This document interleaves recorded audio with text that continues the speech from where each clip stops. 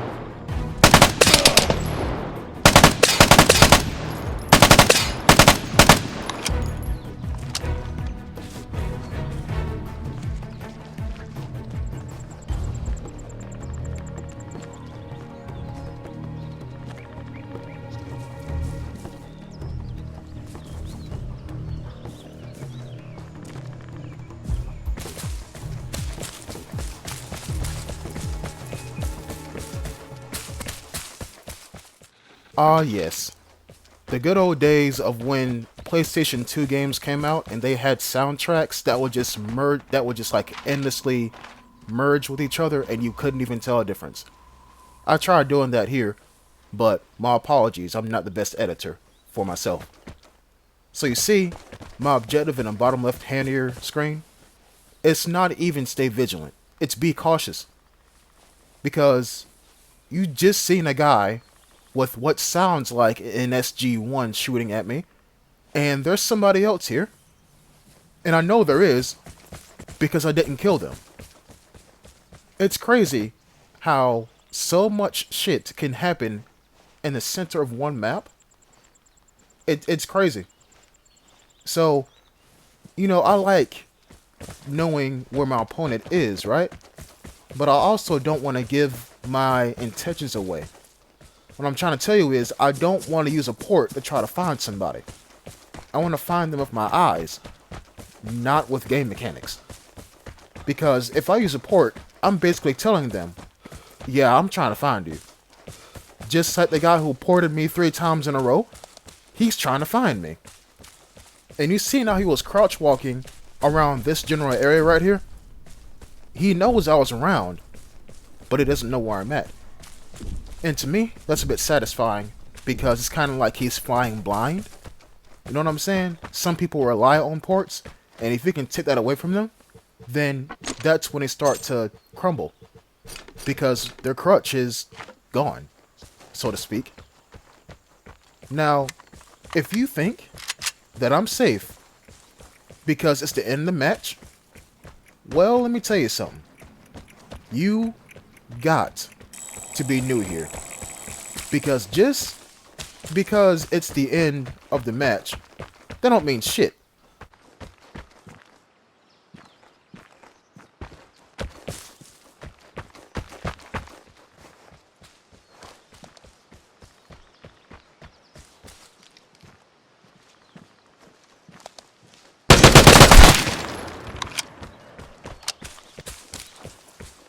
Because the guy with the SG-1 is right here. I know, spooky. And here's the even spookier part. You have an SG-1 and an M21. Now, new players are probably like, yeah, that's 2 weapons, Jet. What are you saying here? The advanced players will understand what I'm trying to point out here. You have 2 weapons that take the same ammunition. Both weapons have a very decent scope on them. And on top of that, you have a gal. You're using 2 weapons that kind of play the same if you really want to try it that way. Except one's a DMR and one's a designated sniper rifle. And the sidearm is just a sidearm to be there. Homeboy did not come over here onto this map to try to get the safe. He was trying to kill people. Because in my opinion, only the most maddest of mad lads will take out 2 weapons that take the same ammunition. This is why I love my VSS. Because as of this current patch, you never know, the devs might add another weapon. As of this current patch, damn, my VSS is unique. So if I pick up anything else, I know for a fact my VSS ammunition will not be split into 2 different weapons. There's still another gunfight going on. Why is there another gunfight going on? Like I said, just because it's the end of the match, that don't mean shit. People will stay until the end of the match to try to find you. And they'll try to kill you. With whatever they have. Knives included. Now, would you call this an AOR para stress test? I mean, sure. You can. I got 3 kills. And 2 of them were headshots. So, there's that. And there's nothing more frustrating than seeing a guy move in the bush and you shoot at that bush, or in this case tree, and you don't hit him. Boy, I got mad as hell, because I literally screamed, and I was like, why the hell am I doing no damage? Because, Jet, you're firing para rounds. You're not firing your NATO rounds with your AOR A1. And I want to say this. The steak sauce would have got me those kills quicker and more efficiently. But that's just me. The parrot might be a good weapon, but it's not really my cup of tea. I hope you have enjoyed this one, because I'll catch you in the next one. Until next time, peace.